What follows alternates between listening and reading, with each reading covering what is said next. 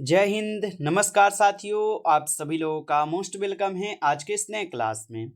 साथियों, आज के इस क्लास में हम सभी लोग पढ़ने वाले हैं एसएससी एमटीएस के एग्ज़ाम के लिए मोस्ट इम्पॉर्टेंट प्रीवियस ईयर के क्वेश्चन को, जो कि साथियों आपके एसएससी एमटीएस के एग्ज़ाम के लिए काफ़ी इम्पोर्टेंट है। तो साथियों, आप सभी लोग इस क्लास को बिल्कुल अच्छे तरीके से लास्ट तक देखिएगा और इस क्लास में दिए जाने वाले सभी प्रश्नों को साथियों आप अच्छी तरीके से ज़रूर याद कर लीजिएगा, जिससे कि आप अपने एग्जाम में सभी क्वेश्चन को आसानी तरीके से बना पाएंगे। क्योंकि साथियों ये सभी क्वेश्चन ये हर एक टॉपिक से उठाए गए क्वेश्चन हैं, यानी कि आपको ये सभी टॉपिक से बिल्कुल निचोड़ प्रश्न आपको करवाए जा रहे हैं।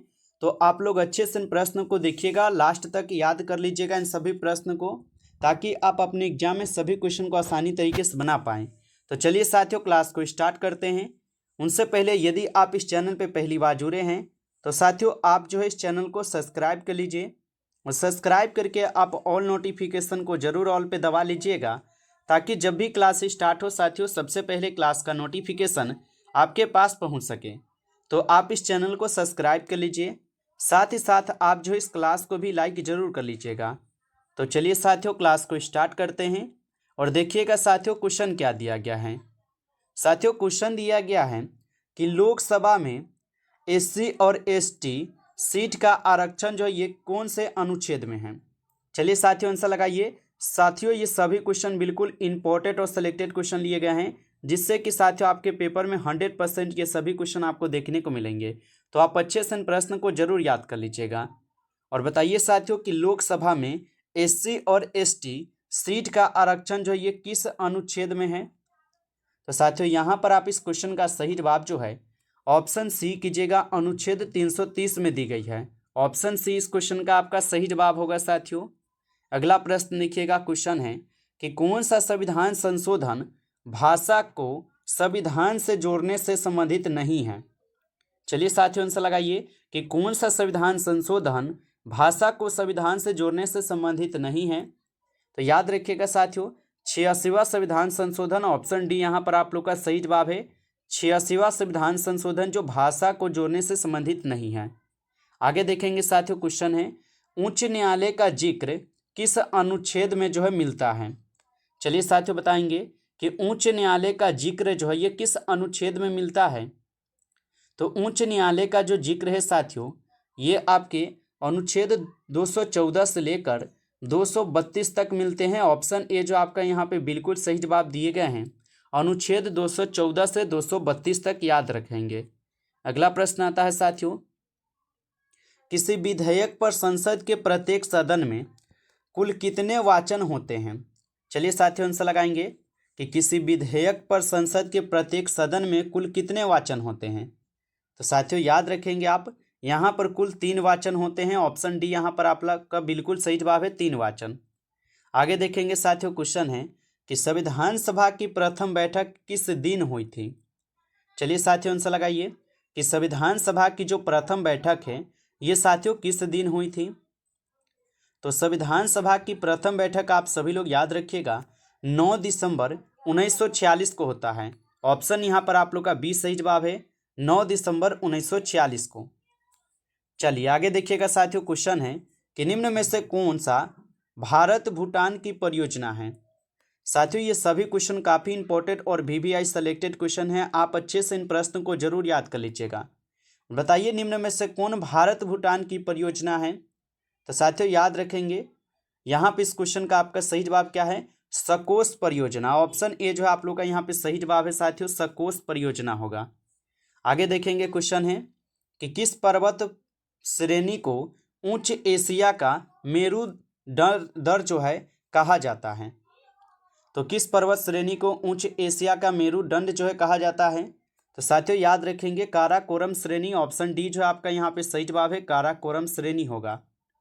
आगे देखिएगा साथियों, क्वेश्चन आता है कि भारत की सबसे लंबी सहायक नदी है। चलिए साथियों आंसर लगाएंगे कि भारत की सबसे लंबी सहायक नदी कौन सी है। आप सभी लोग आंसर लगाइएगा। तो भारत की सबसे लंबी सहायक नदी हो जाएंगे साथियों यमुना नदी। ऑप्शन बी जो है आपका यहाँ पे साथियों सही जवाब है, यमुना नदी होगा। आगे देखेंगे साथियों, यहाँ पे क्वेश्चन है कि कंपोज घास के मैदान कहाँ पाए जाते हैं। चलिए साथियों आंसर लगाएंगे कि कंपोज घास के मैदान जो है ये कहाँ पाए जाते हैं। तो कंपोज घास के मैदान जो है साथियों याद रखेंगे ब्राजील में पाई जाती है। ऑप्शन सी लगा रहे हैं तो आपका सही जवाब है साथियों, ब्राजील में पाई जाती है। अगला प्रश्न देखिए, क्वेश्चन है कि संसार की छत जो है साथियों किसे कहा जाता है। चलिए साथियों आंसर लगाइए, संसार की छत जो है किसे कहा जाता है।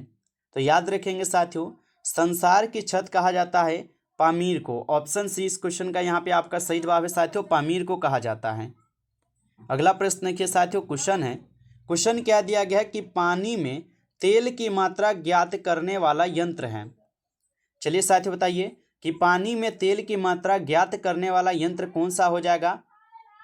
तो साथियों याद रखिएगा आप सभी लोग, ये हो जाएंगे ग्रेविमीटर। ऑप्शन आपका सही जो है इस क्वेश्चन का सही जवाब है यहाँ पर ग्रेविमीटर होगा। अगला प्रश्न आता है साथियों, यहाँ पर क्वेश्चन है कि कॉकरोच का श्वसन अंग है।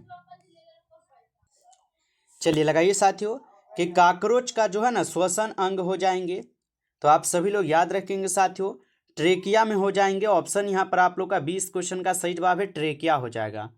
अगला प्रश्न देखिएगा साथियों, क्वेश्चन है कि टमाटर का जो यहाँ पर लाल रंग है ये किसकी उपस्थिति के कारण साथियों होता है। चलिए बताइएगा कि टमाटर का लाल रंग साथियों किसकी उपस्थिति के कारण होता है। तो याद रखेंगे साथियों, लाइकोपीन के कारण जो है टमाटर का रंग लाल दिखाई पड़ता है। ऑप्शन यहाँ पर 20 सही जवाब है इस क्वेश्चन का आंसर लाइकोपीन हो जाएगा। अगला प्रश्न आता है साथियों कि राशन के लिए फेस आईडी का उपयोग करने वाला पहला राज्य जो है ना कौन बन गया है। चलिए साथियों बताइए कि राशन के लिए फेस आईडी का उपयोग करने वाला पहला राज्य कौन सा बन गया है। तो साथियों आप याद रखेंगे हिमाचल प्रदेश बन गया है। ऑप्शन सी इस क्वेश्चन का सही जवाब है। अगला प्रश्न आता है साथियों, और क्वेश्चन क्या दिया गया है कि केंद्रीय मंत्री जितेंद्र सिंह ने किस स्थान पर भारत स्वास्थ्य अनुसंधान केंद्र भारत का पहला राष्ट्रीय बायो बैंक का यहाँ पे जो है ना लॉन्च किया है। तो केंद्रीय मंत्री जितेंद्र सिंह ने किस स्थान पर भारत स्वास्थ्य अनुसंधान केंद्र भारत का पहला राष्ट्रीय बायो बैंक लॉन्च किया है। तो साथियों आप याद रखेंगे नई दिल्ली में। ऑप्शन डी इस क्वेश्चन का सही जवाब है नई दिल्ली। अगला प्रश्न आता है साथियों कि विश्व साक्षरता दिवस जो है ये कब मनाया जाता है। लगाइए साथियों आंसर। और साथियों अभी तक आप इस क्लास को लाइक नहीं किए हैं तो आप इस क्लास को एक बार ज़्यादा से ज़्यादा लाइक जरूर कर लीजिएगा। चैनल पे पहली बार यदि आप जुड़े हैं तो आप इस चैनल को सब्सक्राइब कर लीजिए, और सब्सक्राइब करके साथियों आप ऑल नोटिफिकेशन को जरूर ऑल पे दबा लीजिए, जिससे कि जब भी कोई नई क्लास हो सबसे पहले क्लास का नोटिफिकेशन आपके पास पहुँच सके। तो साथियों आप इस चैनल को सब्सक्राइब कर लीजिए, और यदि आपको रिवीजन के लिए पीडीएफ चाहिए तो आप जो है ना कमेंट करके साथियों बता सकते हैं। और बताइए साथियों कि विश्व साक्षरता दिवस जो है ये कब मनाया जाता है। तो विश्व साक्षरता दिवस मनाया जाता है 8 सितंबर को। ऑप्शन सी यहाँ पर आपका सही जवाब है 8 सितंबर। अगला प्रश्न है साथियों, संक्रामक रोग रोगियों के वाहन पर किस रंग का झंडा लगा होता है। चलिए साथियों बताएंगे कि संक्रामक रोग रोगियों के वाहन पर किस रंग का झंडा लगा रहता है। तो साथियों याद रखेंगे पीला रंग लगा रहता है। ऑप्शन ए यहाँ पे सही जवाब है, पीला रंग का झंडा लगा हुआ रहता है, ध्यान में रखेंगे इसको। अगला प्रश्न आता है साथियों कि होजागिरी नृत्य किस राज्य में किया जाता है। तो होजागिरी नृत्य किस राज्य में किया जाता है। तो साथियों याद रखिएगा आप सभी लोग, होजागिरी नृत्य ये त्रिपुरा में की जाती है। ऑप्शन बी यहाँ पर आपका सही जवाब है त्रिपुरा। आगे देखिए साथियों, क्वेश्चन है कि मी दम मीफी त्योहार किस राज्य से संबंधित है। तो मी दम मीफी त्योहार किस राज्य से संबंधित है साथियों। तो याद रखेंगे असम राज्य से ये संबंधित है। ऑप्शन ए हो जाएगा सही जवाब, असम राज्य से। अगला प्रश्न आता है साथियों, क्वेश्चन क्या दिया गया है कि गुलामगिरी के लेखक कौन हैं। चलिए आंसर लगाइएगा साथियों कि गुलामगिरी के लेखक जो है ना कौन हो जाएंगे। तो याद रखिएगा गुलामगिरी के लेखक के साथियों यहाँ पे ज्योतिबा फुले। ऑप्शन डी आपका सही जवाब है साथियों, यहाँ पे ज्योतिबा फुले हैं, याद रखेंगे। अगला प्रश्न आता है साथियों यहाँ पर कि औरंगजेब का यहाँ पे निर्माण नहीं है। चलिए साथियों बताइए कि यहाँ पर कौन है जो कि औरंगजेब के द्वारा निर्माण नहीं किए गए हैं। तो यहाँ पर औरंगजेब का कौन सा निर्माण नहीं है। तो मोती का मस्जिद जो कि आगरा में है ये औरंगजेब के द्वारा नहीं बनवाई गई है। तो ऑप्शन यहाँ पर ऑप्शन ही होगा, क्योंकि ये क्या है, आप लोग का सही मेल नहीं है। आगे देखिए क्वेश्चन है बुद्ध के बचपन का नाम था साथियों। चलिए सभी लोग आंसर लगाइए, बिल्कुल इजी क्वेश्चन है और पूछा भी जाता है साथियों, क्योंकि बुद्ध वाले टॉपिक से, बौद्ध धर्म से आपको कम से कम प्यारे साथियों एक क्वेश्चन जरूर पूछा जाता है। ठीक है, चलिए बताइए कि बुद्ध के बचपन का जो है ना नाम था, तो बुद्ध के बचपन का नाम क्या लगाए हैं, सिद्धार्थ लगाए हैं, तो बिल्कुल सही आपका सिद्धार्थ था साथियों, याद रखेंगे। अगला प्रश्न क्वेश्चन है कि सर्वप्रथम कौन सा आंदोलन हुआ था साथियों। चलिए बताएंगे आप सभी लोग कि सर्वप्रथम कौन सा आंदोलन हुआ था। तो याद रखिएगा साथियों, सर्वप्रथम जो है खेरा आंदोलन हुआ था। ऑप्शन यहाँ पर आप लोग का क्या है साथियों, डी सही जवाब है, खेरा आंदोलन हुआ था सर्वप्रथम, याद रखेंगे। अगला प्रश्न क्वेश्चन है कि बाबर किस युद्ध के बाद कलंदर कहलाया था। चलिए बताएंगे साथियों कि बाबर जो है ये किस युद्ध के बाद जो है ये कलंदर कहलाए थे। तो याद रखेंगे साथियों, बाबर जो है ये खानवा के युद्ध के बाद साथियों ये कलंदर कहलाए थे, तो ऑप्शन डी हो जाएगा, याद रखेंगे। चलिए साथियों अगला प्रश्न आता है कि गांधी या दास समझौता किस वर्ष हुआ था। बताइए साथियों, गांधी या दास समझौता जो ये किस वर्ष हुआ था। तो याद रखिएगा साथियों, गांधी या दास समझौता होता है 1924 में, ऑप्शन सी सही जवाब है 1924 में। अगला प्रश्न आता है कि भारतीय संविधान अपनाया गया था। बताइए साथियों कि भारतीय संविधान जो है ये अपनाया गया था। तो आपको पता होगा कि भारतीय संविधान जो है ये 26 नवंबर 1949 को साथियों हमारा भारतीय संविधान क्या है, तो ये अपनाए जाते हैं। और हमारा संविधान लागू कब होता है, तो 26 जनवरी 1950 को लागू भी होता है, ये भी याद रखना है। तो हमसे प्रश्न पूछा है कि भारतीय संविधान कब अपनाया गया था, तो 26 नवंबर 1949 को अपनाए गए थे, तो ऑप्शन सी इस क्वेश्चन का सही जवाब होगा। आगे देखिए क्वेश्चन है कि भारत के पहले राष्ट्रपति के रूप में डॉक्टर राजेंद्र प्रसाद का चुनाव जो है ना किया गया था।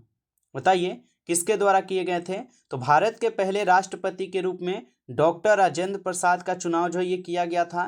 तो साथियों आप बताएंगे संविधान सभा द्वारा किए गए थे, बिल्कुल ऑप्शन सी हो जाएगा, संविधान सभा के द्वारा किए गए थे। आप लोग इनको अच्छे से याद रखेंगे। अगला प्रश्न आता है साथियों, क्वेश्चन है कि डॉक्टर भीमराव अंबेडकर ने संविधान का हृदय और आत्मा जो है ना किसे कहा था। तो डॉक्टर भीमराव अंबेडकर ने संविधान का हृदय और आत्मा जो है अनुच्छेद 32 को कहते हैं, और ये किसमें हो जाएंगे साथियों, तो आप बताएंगे संवैधानिक उपचारों के अधिकार को कहे थे। ऑप्शन यहाँ पर आप लोग का सी इस क्वेश्चन का सही जवाब है, यहाँ पर संवैधानिक उपचारों का अधिकार हो जाएगा। आगे देखिए साथियों क्वेश्चन पूछ रहा है आप लोगों से, क्वेश्चन क्या है कि भारत में दल रहित लोकतंत्र का यहाँ पे प्रस्ताव किसने रखा था। चलिए साथियों बताइएगा, भारत में दल रहित लोकतंत्र का प्रस्ताव किसने रखा था। तो भारत में दल रहित लोकतंत्र का जो प्रस्ताव है साथियों, याद रखिएगा जयप्रकाश नारायण जी के द्वारा जो है किए जाते हैं। ऑप्शन ए यहाँ पर आप लोग का सही जवाब है। चलिए आगे देखिएगा साथियों, प्रश्न आता है कि संविधान सभा का यहाँ पर अध्यक्ष कौन था। चलिए साथियों बताइएगा कि संविधान सभा का जो है यहाँ पर अध्यक्ष कौन हो जाएंगे, आंसर लगाइए। तो संविधान सभा के अध्यक्ष साथियों याद रखेंगे डॉक्टर राजेंद्र प्रसाद थे। ऑप्शन बी जो है आपका यहाँ पे सही जवाब है, डॉक्टर राजेंद्र प्रसाद जो संविधान सभा के साथियों अध्यक्ष थे। चलिए आगे देखिए क्वेश्चन है साथियों कि लोकसभा का कार्यकाल कितनी बार 6 वर्ष तक जो है बढ़ाया गया था। बताइए, तो लोकसभा का जो कार्यकाल है साथियों ये कितनी बार 6 वर्ष के लिए बढ़ाए गए हैं। तो साथियों आप याद रखेंगे लोकसभा का कार्यकाल जो है ये कितने वर्षों के लिए जो है ना बढ़ाए गए हैं, तो आप बताएंगे साथियों सिर्फ एक बार। ठीक है, ऑप्शन ए हो जाएगा यहाँ पे सही जवाब, एक बार बढ़ाए गए थे, आप सभी लोग याद रखेंगे। अगला प्रश्न क्वेश्चन है कि संसद सदस्य संसद में अपनी सदस्यता जो है गवा देगी यदि वह सत्रों से निरंतर अनुपस्थित रहें। यानी कि संसद जो है ना ये अपनी सदस्य गवा देंगे यदि वह संसद में कितने दिन अनुपस्थित रहते हैं, तो उनको जो है ना यहाँ से अपनी सीटें जो है ना उनको बर्खास्त कर दिए जाएंगे, उनको त्यागना पड़ेगा। तो आप बताएंगे साथियों 60 दिन तक। ठीक है, 60 दिन तक अगर बिना बताए क्या वो अब्सेंट रहते हैं तो उनकी सदस्यता जो खत्म कर दी जाती है, इनको ध्यान रखेंगे आप लोग। चलिए आगे देखिए क्वेश्चन है आपका, क्वेश्चन है साथियों कि भारतीय संसद द्वारा विश्व संसदीय प्रणाली में कौन सी अभिनव चर्चा जो है ना प्रक्रिया समाविष्ट की गई है। तो भारतीय संसद द्वारा विश्व संसदीय प्रणाली में कौन सा यहाँ पे अभिनव चर्चा प्रक्रिया समाविष्ट की गई है। तो साथियों याद रखिएगा आप सभी लोग, ये हो जाएंगे शून्यकाल। ऑप्शन यहाँ पर आप लोग का बी जो इस क्वेश्चन का सही जवाब है शून्यकाल हो जाएंगे साथियों, याद रखेंगे। आगे देखिएगा साथियों, प्रश्न आता है आपका, और प्रश्न क्या दिया गया है कि भारतीय संसद का अर्थ है। चलिए बताइए कि भारतीय संसद का अर्थ क्या होगा। राज्यसभा, लोकसभा, राज्यसभा लोकसभा प्रधानमंत्री, भारत का राष्ट्रपति या राज्यसभा लोकसभा, या भारत का राष्ट्रपति या भारत का उपराष्ट्रपति होगा। चलिए इसका आंसर बताइए।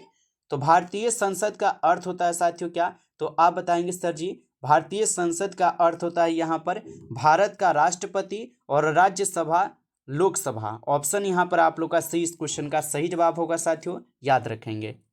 नमस्कार साथियों, इस क्लास में जो है टॉप 35 क्वेश्चन थे और ये आपके सभी टॉपिक का निचोड़ प्रश्न है साथियों, और इसी प्रकार के आपको क्लास भी और भी आपको हम करवाते रहे हैं जिससे कि आपकी तैयारी और बेहतरीन हो पाए। तो साथियों आप इस चैनल पे पहली बार जुड़ रहे हैं तो आप इस चैनल को साथियों सब्सक्राइब कर लीजिए, और सब्सक्राइब करके आप ऑल नोटिफिकेशन को जरूर ऑल पे दबा लीजिएगा, जिससे कि जब भी कोई नई क्लास हो सबसे पहले क्लास का नोटिफिकेशन आपके पास पहुँच सके। तो आप इस चैनल को सब्सक्राइब कर लीजिए, साथ ही साथ आप जो इस क्लास को ज़्यादा से ज़्यादा साथियों लाइक जरूर कर लीजिएगा।